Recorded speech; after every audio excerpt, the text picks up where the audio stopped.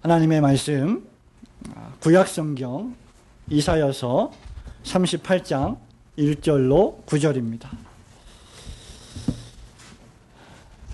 구약성경 1011페이지 이사야서 38장 1절로 9절 말씀을 저와 여러분이 한 절씩 교독하시겠습니다.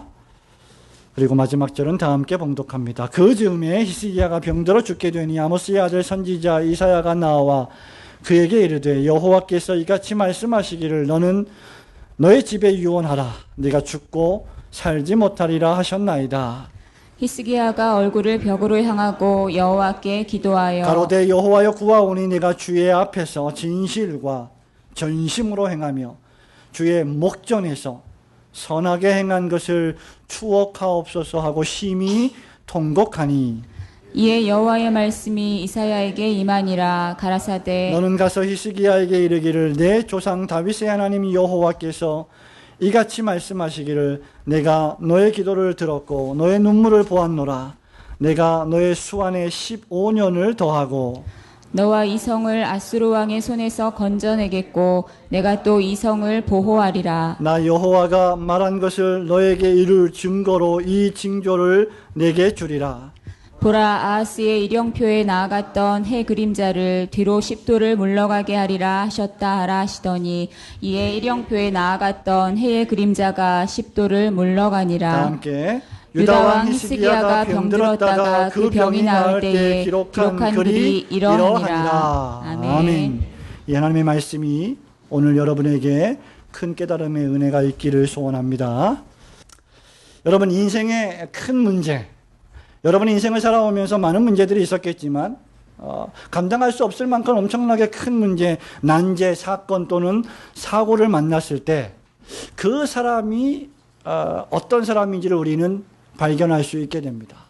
평상시에는 잘 드러나지 않지만 우리의 삶에서 어떤 중대하고도 심각한 문제가 발생했을 때 또 그것을 어떻게 처리하고 어떻게 바라보고 어떻게 정리하느냐에 따라서 그 사람의 모습을 발견하게 됩니다. 특별히 이것은 신자에게도 동일하게 적용되는 것이죠. 특별히 가정의 가장이나 또는 교회의 지도자, 사회와 국가의 지도자들에게는 더욱더 그러합니다. 오늘 우리가 읽은 본문의 말씀에 보면 바로 그러한 인물을 만나게 됩니다. 바로 유다왕 히스기야입니다. 이 본문은 구약의 가장 유명한 기도 가운데 하나이며 동시에 가장 일반적으로 잘못되게 해석되고 사용되는 본문이기도 합니다. 유다의 왕인 히스기야가 하나님을 잘 섬기다가 죽을 병에 걸렸는데 열심히 기도했더니 하나님께서 병을 고쳐주셔서 15년 동안이나 더 풍성하게 장수하며 살다가 행복하게 살다가 죽었다. 그러니까 무슨 문제가 생기면 무조건 기도해라. 열심히 기도해라. 기도하면 다 해결된다. 어떤 병에 걸렸어도 이 병을 고쳐주세요라고 기도하면 무조건 그 병을 다 고쳐주실 것이다. 이렇게 설명하고 이렇게 설교하면 그것이 바로 잘못 해석하고 잘못 설명하는 것입니다. 물론 우리 하나님께서 간절하게 신실하게 기도하는 모든 진실한 그리스도인의 기도를 다 응답하십니다.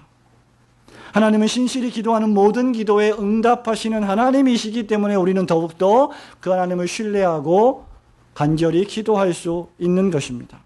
그러나 그 응답은 우리가 예상하고 예측하고 생각했던 것과는 다를 수도 있음을 기억해야만 합니다.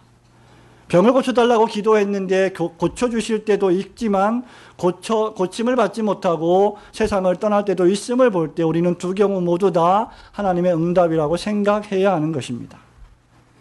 그렇기 때문에 내가 올린 기도에 어떻게 응답되는가 보다 어떤 태도와 어떤 자세로 기도하느냐가 훨씬 더 중요한 것이죠. 우리가 어떤 의도를 가지고 어떤 목적을 가지고 어떤 목표를 세워서 하나님 앞에 어떠한 마음과 자세로 기도하느냐가 중요하다는 말입니다. 신자된 저와 여러분이 어떻게 기도하느냐에 따라서 여러분 개인의 운명, 여러분 가정의 운명, 여러분 교회의 운명, 여러분 국가의 운명이 뒤바뀔 수도 있음을 우리는 기억해야 합니다. 가을이 성큼 다가왔습니다. 가을은 시인의 표현대로 기도의 계절입니다. 저는 히스기야의 기도만큼 위대하신 하나님의 영광과 주권을 제대로 보여주는 또 다른 기도가 없다고 생각합니다. 오늘 이 아침에 히스기야의 기도를 통해서 하나님께서 주시는 깨달음의 은혜를 얻기를 소원합니다. 첫 번째로 히스기야의 기도는 하나님의 절대하신 주권을 인정하는 기도였습니다.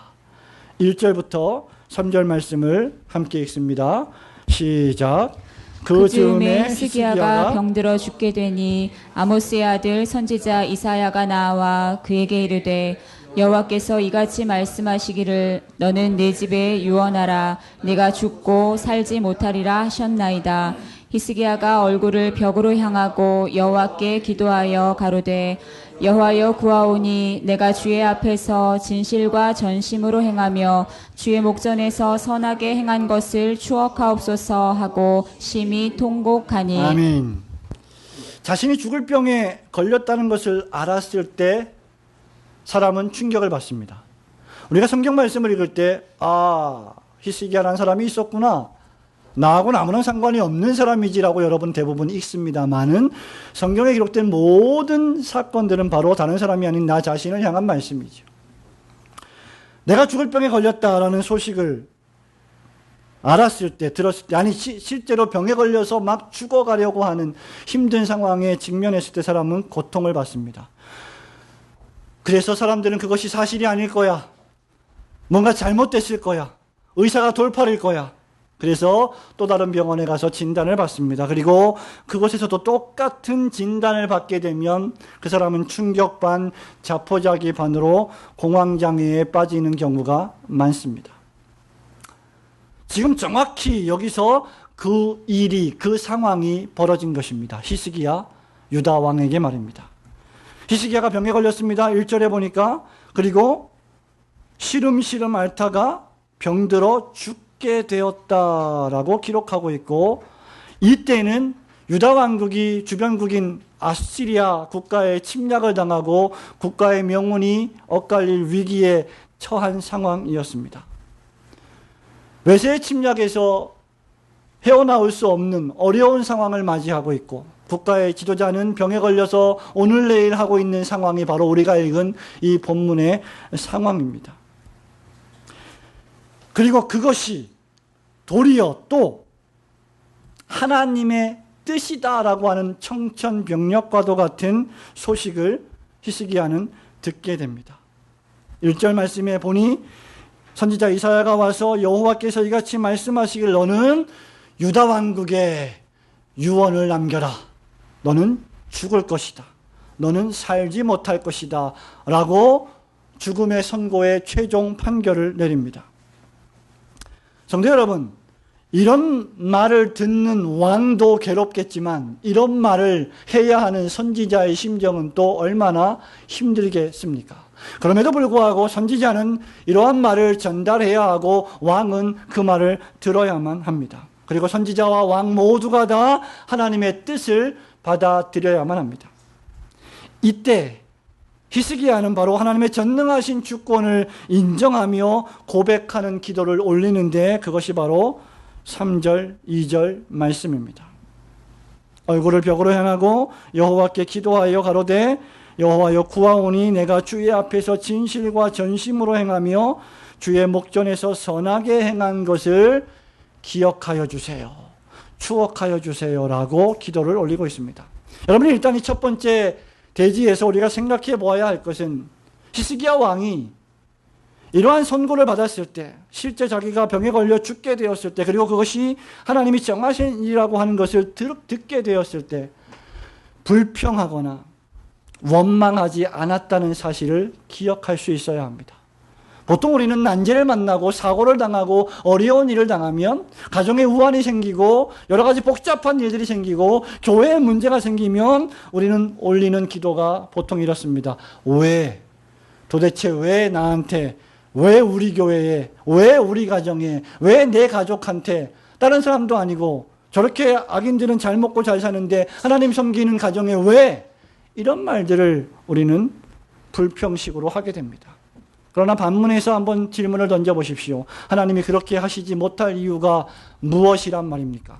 저와 여러분이 하나님의 피조물이고 저와 여러분이 하나님의 영광을 위하여 존재한다면 하나님께서 당신의 영광을 위하여 그 일을 수행하시는 것이 무에 그리 잘못되었다는 말입니까? 히스기야 왕은 불평하거나 원망하거나 까닭 모를 이유를 들이대면서 왜라고 반문하지 않았습니다. 하나님의 뜻에 항거하지도 않았습니다. 하나님은 절대 그럴 수 없습니다. 그렇게 해서는 안 됩니다. 라고 불평하지도 않았습니다. 더 나아가서 제발 좀 저를 살려주세요. 저는 이대로 죽을 수 없습니다. 저는 앞으로 할 일도 많고 제가 죽으면 큰일 납니다. 라고 마치 자기 자신이 없으면 나라와 민족이 망하는 것처럼 또는 교회가 망하는 것처럼 또는 가정이 망하는 것처럼 교만방자하게 행하지도 않았습니다. 히스기야를 보십시오. 그는 얼굴을 벽으로 향하고 즉시 여호와께 기도했습니다. 여러분, 이런 태도가 바로 하나님의 절대하신 주권을 인정하고 고백하는 태도입니다. 저와 여러분의 삶을 통치하시고 여전히 다스리시는 분이 하나님이심을 믿으십니까? 그러면 저와 여러분의 삶에서 벌어지고 있는 모든 일들이 하나도 참새 한 마리가 땅에 우연히 떨어지는 법이 없듯이 하나님의 주권적인 허용하에 있음을 우리는 인정해야만 합니다. 나 자신의 개인의 삶이 하나님의 뜻이요, 내가 죽는 것을 결정하시는 것도 하나님의 뜻입니다. 1절 말씀해 보니까 히스기야가 병들어 죽게 되었는데 그것이 누구의 뜻이라고 했습니까? 여호와 하나님이 정하신 뜻이라고 했습니다. 5절 말씀을 보십시오. 너는 가서 히스기야에게 이르기를 내 조상 다윗의 하나님 여호와께서 이같이 말씀하시기를 너의 기도를 내가 들었고 내 눈물을 보았다. 내가 너의 생명 15년을 연장하리라. 우리에게 생명의 호흡을 연장시켜 주시는 분도 역시 하나님이십니다. 오늘 하루도 우리가 안식일을 기억하여 거룩히 지킬 수 있는 힘과 능력과 코에 호흡을 주시는 분도 역시 하나님이심을 우리는 한시도 잊어서는 안 됩니다. 6절 말씀에 보면 여호와 하나님은 개인의 삶과 죽음을 결정하시는 분일 뿐만 아니라 나라를 세우기도 하시고 나라를 멸하기도 하시고 나라를 심기도 하시고 나라를 뽑기도 하시는 하나님이십니다. 나라의 흥망성쇠를 결정하시는 분이 누구십니까? 하나님이십니다. 유다의 국군을 연장시켜 주시는 분도 하나님이시고 유다를 치기 위하여 나라를 세우시는 분도 바로 하나님이시고 그런 하나님의 전능하신 능력에 따라 아수르는 사용을 당하고 또 뽑힘을 당하게 될 것입니다. 성도 여러분, 히스기야는 1절에서 죽음을 생각하다가 2절에서 삶을 생각하며 5절에서 생명이 연장되는 것을 보고 있습니다. 사람들은 평상시에는 모든 일이 잘 될 때에는 신앙생활을 잘 하는 것 같아 보이지만, 즉 잘 살고 있을 때는 아무 문제 없어 보이는 것 같지만 죽을 병에 걸리고 부도가 나고 가정에 우환이 생기고 큰 난제를 만나거나 인생의 위기를 만나면 그리스도인들조차 넋이 나가고 정신을 잃어버리고 기도할 용기를 잃어버리는 경우가 많이 있습니다. 왜 그렇습니까? 바로 전능하신 하나님의 주권을 경험하지 않기 때문입니다. 전능하신 하나님의 주권을 고백하지 않기 때문입니다. 태초부터 계신 말씀이신 로고스를 영접하고 믿지 않기 때문입니다. 사랑하는 성도 여러분, 그럴수록 신자는 하나님의 절대하신 주권을 믿고 더욱더 간절히 기도해야만 합니다. 그리고 그런 기도는 일상에서 늘 우리가 했던, 올려드렸던 예배의 기도, 개인의 기도, 공동체로 모여서 올렸던 기도의 일상적인 습관에 따라 배양된 경건 훈련이 있어야만 가능한 것입니다. 기도하지 않았던 사람이 갑자기 어느 날 하나님 앞에 기도할 수 없음을 우리는 기억해야만 합니다. 평상시에 기도하지 않았다가 난제를 만났을 때 그제서야 주님을 찾는 기도는 경건한 훈련에서 배양된 기도가 아니라 그저 살려달라고 위기를 만난 사람의 다급한 기도라고 하는 것을 우리는 생각해야만 합니다.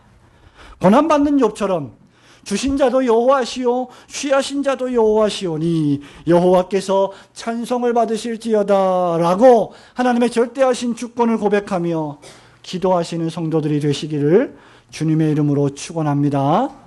히스기야의 기도 두 번째는 사생결단하고 전심전력하는 경건한 기도였습니다. 2절부터 4절 말씀을 함께 읽습니다. 히스기야가 시작. 히스기야가 얼굴을 벽으로 향하고 여호와께 기도하여 가로되 여호와여 구하오니 내가 주의 앞에서 진실과 전심으로 행하며 주의 목전에서 선하게 행한 것을 추억하옵소서 하고 심히 통곡하니 이에 여호와의 말씀이 이사야에게 임하니라 가라사대. 아멘.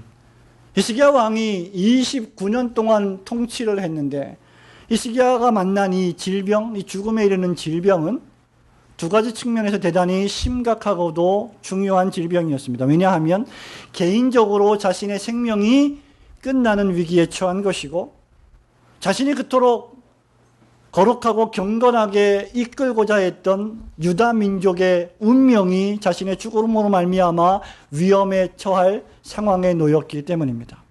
말하자면 문제를 만난 것입니다. 난제를 만난 것이죠. 어려움을 만난 것입니다.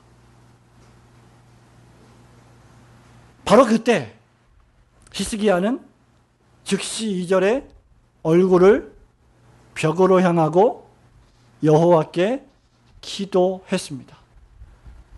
문제를 만나면 항상 사람을 찾는 사람이 있습니다.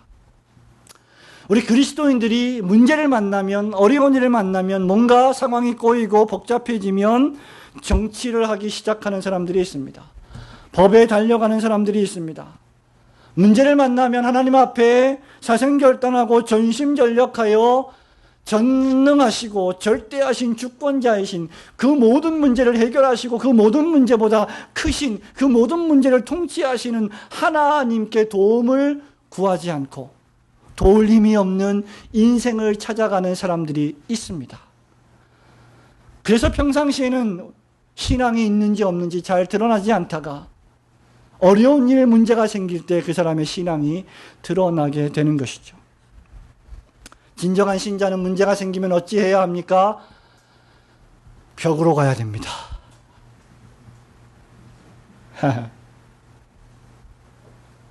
벽으로 간다는 것이 무슨 의미를 담고 있습니까? 사람을 의지하지 않겠다. 사람을 만나지 않겠다. 예, 물론 사람을 만나고 사람을 의지하고 사람에게 도움을 요청하고 사람과 함께 이 문제를 논의하는 것도 필요한 일입니다마는 최우선적으로 필요한 일은 아닌 것을 신자는 늘 기억해야 합니다. 신자는 어려운 인생의 문제를 만났을 때 먼저 벽을 향하여 무릎을 꿇고 기도할 줄 알아야 합니다. 저는 운동을 참 좋아하는데 운동하는 것 가운데 하나가 테니스를 상당히 많이 했었습니다. 지금은 테니스를 2년 정도 하지 않았습니다만은 초창기에 테니스를 배울 때 많은 냉대를 당했습니다. 잘 모르죠. 스트로크를 어떻게 하는지, 발리를 어떻게 하는지, 어떻게 게임을 운영해야 되는지 도무지 모르죠. 그러니까 고수들이, 잘 치는 선수들이 끼워줍니까? 안 끼워줍니다. 재미가 없거든요. 이 공이 왔다 갔다 한 10번 왔다 갔다 해야 재밌는데 저한테만 오면 공이 네트에 걸리거나 하늘로 솟구치거나 줄 바깥으로 나가버리니까 무슨 재미가 있겠습니까? 그래서 제가 간 선생님이 하나 있는데 어디냐면 벽선생입니다. 테니스를 하시는 분들은 이 말이 무슨 말인지 너무너무 잘 알 겁니다. 테니스장에 가면 벽이 있어요. 그 벽에 스트로크를 계속 하는 거죠. 벽은 말이 없어요.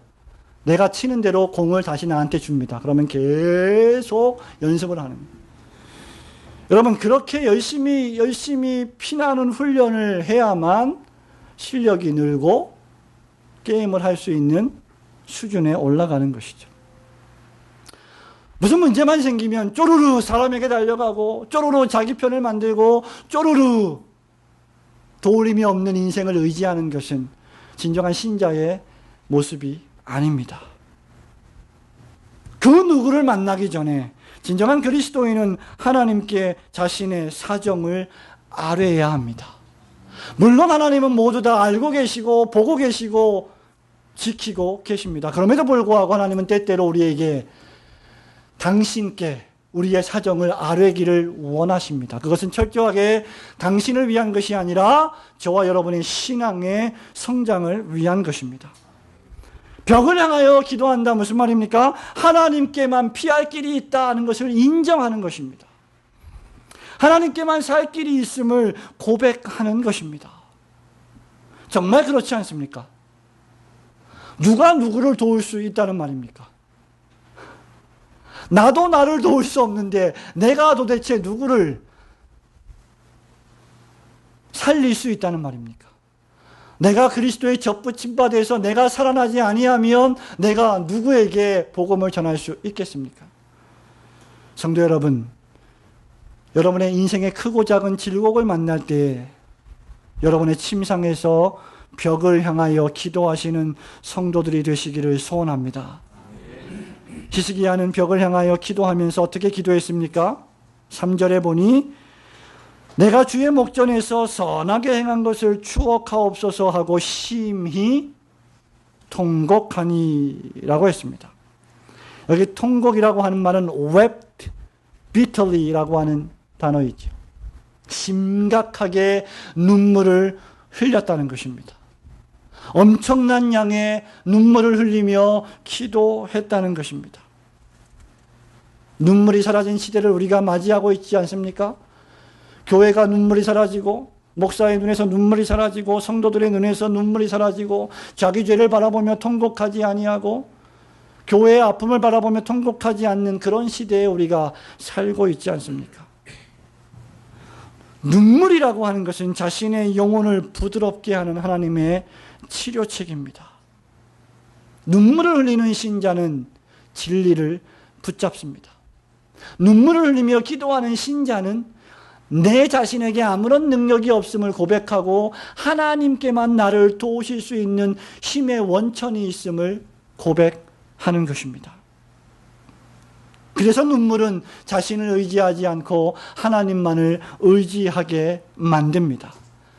그렇기 때문에 진실한 신자의 눈물의 기도는 결코 우리 하나님께서 외면하지 않으십니다.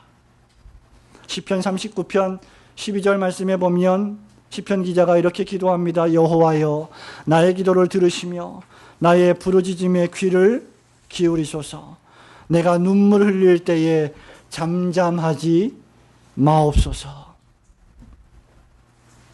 여러분, 이것이 우리의 기도의 근거이어야 합니다.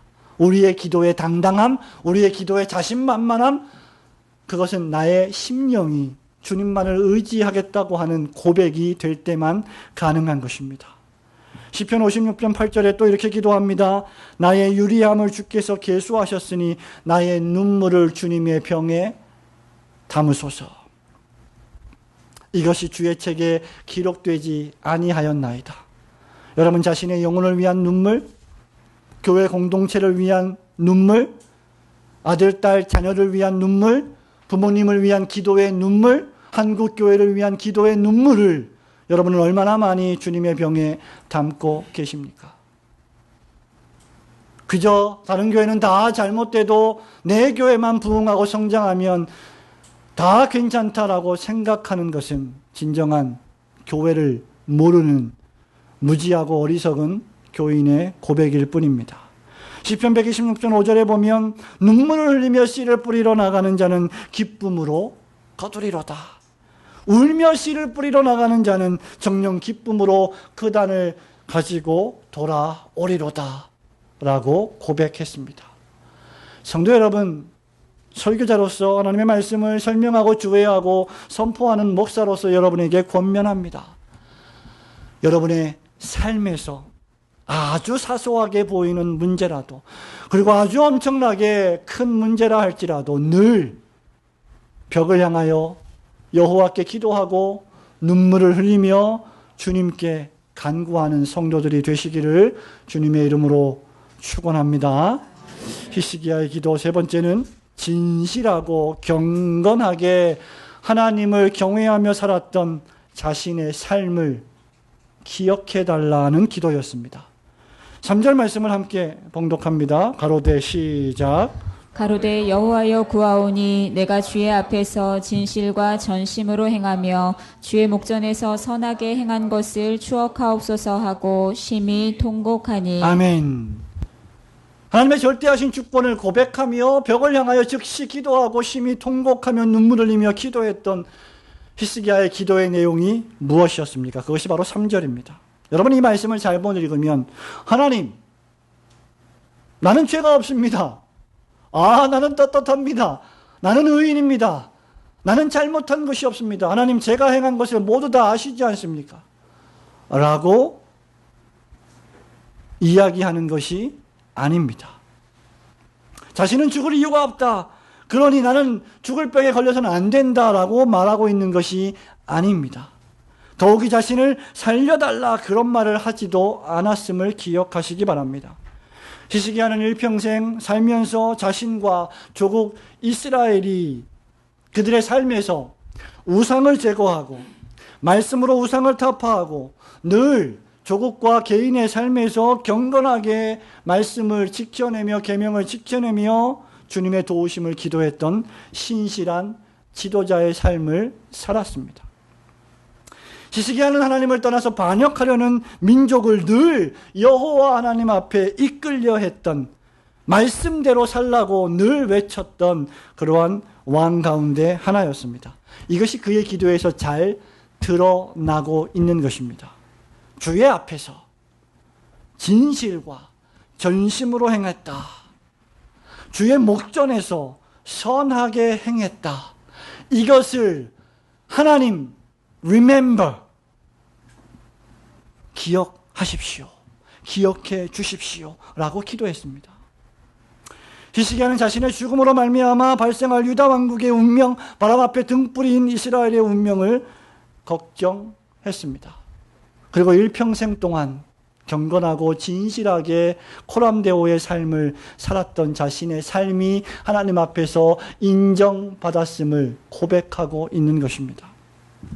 죽음에 이르는 질병에 걸렸다고 여러분 생각해 보시기 바랍니다. 저와 여러분이 며칠 또는 몇 달 살지 못할 심각한 질병에 걸렸다고 생각해 보시기 바랍니다. 그때 저와 여러분의 기도는 어떤 기도일까요? 혹시 미리 그런 기도문을 써보신 적이 있으십니까? 저와 여러분의 기도가 바로 이러해야 합니다. 하나님, 저의 삶이 진실했습니다. 저의 삶이 전심전력한 삶이었습니다. 저의 삶은 주님의 목전에 있었던 삶이었습니다. 저의 삶은 하나님 앞에서의 선한 삶이었습니다. 말씀을 지켜내려면 부족하지만 늘 최선을 다하여 믿음의 삶을 살려고 애썼던 삶을 살아왔습니다. 한마디로 요약하자면 하나님, 저는 코람데오, before God, 하나님 앞에서의 삶을 살았다고 고백하는 것입니다. 여러분, 이 고백에 담겨있는 내용이 무엇입니까? 사람들은, 신자와 불신자를 막론하고 사람들은 다른 사람의 이목을 생각합니다. 사람들은 어려운 일을 만났을 때, 저 사람이 나를 어떻게 생각할까? 저 교회가 나를 어떻게 생각할까? 성도가, 목사가 나를 어떻게 생각할까? 라고 다른 사람의 시선을 걱정합니다.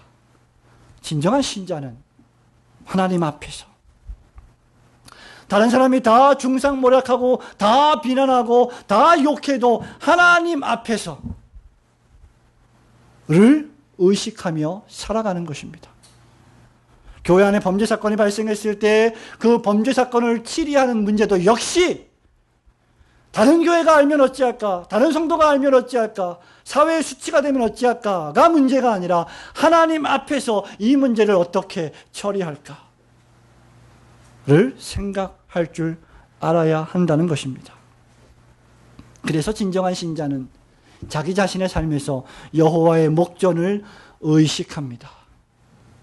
내가 살고 죽고는 주님의 뜻입니다. 내가 살려고 발버둥 쳐도 주님의 뜻이 아니면 저는 죽습니다. 여러분이 죽고 싶어도 주님의 뜻이 아니면 결코 죽을 수가 없습니다. 그러나 살든지 죽든지 우리는 우리를 능하게 하신 하나님 앞에서 진심과 최선의 믿음을 살았습니다 라고 고백하는 것이 진정한 신자의 고백이어야 한다는 말입니다. 우리 신앙 인생의 삶에서 그런 종말론적인 고백이 있어야 합니다. 저와 여러분은 언젠가는 이 세상을 떠날 것입니다. 우리 교회는 이제 2살을 맞았고 이제 3살, 5살, 10살, 20살 하나님의 뜻이면, 주님의 뜻이면 이것도 하고 저것도 하리라 할 것이거늘 주님의 뜻이면 우리는 그렇게 세월을 살아가다가 그렇게 이 세상을 사명을 다한 뒤에 떠나게 될 것입니다. 바로 그때 목사가, 장로가, 권사가, 집사가, 성도들이 저의 삶이 하나님 앞에서 진실했습니다. 전심으로 주님을 섬겼습니다. 주님의 목전을 늘 의식하며 살았습니다. 라고 하는 고백이 있어야 할 줄로 믿습니다. 하나님께서는 죽음에 이르는 치명적인 병에 걸린 히스기야의 이런 진실한 기도를 들어주셨고 응답해 주셨습니다. 하나님은 마음을 변개한 것이 아닙니다. 하나님의 뜻은 언제든지 성도들의 유익을 위한 것이죠. 그렇기 때문에 히스기야를 데려가려던 것도 주님의 선한 뜻이고 히스기야에게 15년 동안의 삶을 연장해 주신 것도 하나님의 선한 뜻입니다. 이 치유의 응답은 히스기야 개인만을 위한 것이 아니었고 허물어져가는 유다 왕국을 잠시나마 재건할 수 있는 하나님의 특별하신 비추어 주시는 빛으로서의 은총이었습니다. 한국교회에 이러한 은총이 있어야 할 줄로 믿습니다. 히스기야의 기도가 응답되었던 것은 그의 기도가 자신만을 위한 이기적인 기도가 아니라 하나님의 구속 역사를 생각하는 하나님의 뜻대로 하는 기도였기 때문입니다. 5절에 보면 너는 가서 히스기야에게 이르기를 내 조상 다윗의 하나님 여호와께서 내 기도를 들었다라고 하나님이 선언하십니다. 그냥 너의 하나님 여호와께서라고 해도 되는데 내 조상 다윗의 하나님 여호와께서 히스기야 왕의 기도를 들었다. 무슨 말입니까? 언약에 신실하신 자기 백성을 지키시고 자기 백성을 보호하시는 하나님의 기도 응답을 우리에게 알려주시는 것입니다. 이것이 바로 히스기야의 기도가 개인적인 자기 자신만을 위한 이기적인 기도가 아니라 하나님의 나라와 민족을 위한 기도였음을 우리에게 알려주는 말씀입니다. 하나님께서 히스기야의 기도에 응답하시면서 그 증거로 징조를 하나 주셨는데 바로 그것이 아하스 왕 때 만들었던 해시계, 일령표, 즉 해의 그림자를 보고 시간을 알 수 있는 그 해시계를 10도 뒤로 물러가게 할 것이다 라고 하는 징조였습니다. 그리고 그 말씀이 떨어지기가 무섭게 즉시 해의 그림자가 10도 뒤로 물러감으로 히스기야의 기도가 응답되었다는 것을 확증해 주셨습니다. 학자들은 이 아하스 왕 때 만들어진 일령표의 해시계가 10도 뒤로 물러갔다는 것을 40분 정도 지구가 반대편으로 돌았다는 것을 의미한다고 말합니다. 여러분, 초점은 하나님께서 초자연적인 이적을 보이시면서까지 기도에 응답하신다는 말입니다. 이런 초자연적인 사건은 여호수아 시대에도 있었음을 여러분이 잘 아실 것입니다. 여호수아 10장 12절부터 14절에 보면 아모리 사람과 전투할 때에 이스라엘의 여호수아가 하나님의 명령을 받아 태양을 하루 종일 기브온 골짜기에 머물게 하라고 명령한 사건이 기록되어 있습니다. 여호수아가 그렇게 기도했더니 태양아 머무르라고 기도했더니 하루 종일 기브온 골짜기에 태양이 머물렀던 특별한 이적이 있었습니다.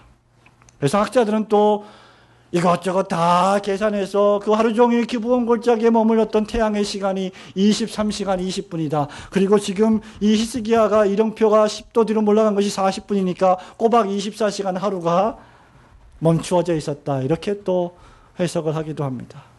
성도 여러분, 그것보다 훨씬 중요한 것은 무엇입니까? 하나님께서 신실한 신자들의 바른 기도에 응답하신다는 것입니다.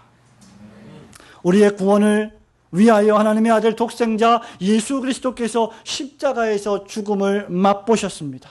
이보다 더 큰 기도 응답의 증거가 어디 있습니까? 히브리서 4장 15절 16절에 우리에게 있는 대제사장은 우리 연약함을 체휼하지 아니하는 자가 아니요 모든 일에 우리와 한결같이 시험을 받은 자로 돼 죄는 없으시니라. 그러므로 우리가 긍휼하심을 받고 때를 따라 돕는 은혜를 얻기 위하여 은혜의 보좌 앞에 담대히 나아갈 것이니라 고 기록하고 있습니다. 다시 우리의 기도로 돌아와서 하나님께서 태양을 머무르게 하실 수 있는 분이심을 굳게 믿고 저와 여러분의 삶과 죽음과 화와 복이 오직 하나님께만 달려있음을 믿고 우리의 마지막 순간에 진실과 전심으로 하나님을 경외하며 살았다고 기도할 수 있는 성도들이 되시기를 주님의 이름으로 축원합니다. 성도 여러분, 말씀을 맺습니다. 하나님께서 살아계시다는 웅변적인 증거가 여러 개 있습니다만 그 중에 하나가 기도에 응답하신다는 것입니다. 신실한 신자의 기도를 들으시고 그 기도의 내용을 지켜주신다는 것입니다. 문제는 신자가 하나님을 하나님 되게 대우하고 있느냐인 것이죠. 신자가 기도한다는 것은 자신의 생사화복이 하나님의 주권에 달려있다는 것을 인정하고 겸손하게 하나님을 의지하겠다는 표현입니다. 그렇게 기도할 때 하나님은 그런 신자에게 은혜를 베푸시고 그렇게 사생결단하며 전심전력으로 그러한 경건한 신자의 삶을 살아가며 기도할 때 오랜 수건인 잃어버린 영혼을 위한 기도도 응답해 주시고 어머니를 위한 기도도 응답해 주시고 남편을 위한 기도, 아내와 자녀를 위한 기도도 응답해 주시고 여러 가지 문제들도 해결해 주시는 줄로 믿습니다. 그런 신자는 그 은혜를 맛보아 알아서 더 계속해서 하나님을 믿고 의지함으로 기도하게 됩니다. 오늘 이 선선한 가을 아침에 히스기야의 기도를 통해서 우리 하나님께서 신실한 신자의 성경적이고 바른 기도에 응답하신다는 사실을 굳게 믿으시고 하나님 앞에 여러분의 인생을 맡기며 기도함으로 살아가시는 올곧은 성도들이 되시기를 주님의 이름으로 축원합니다. 아멘.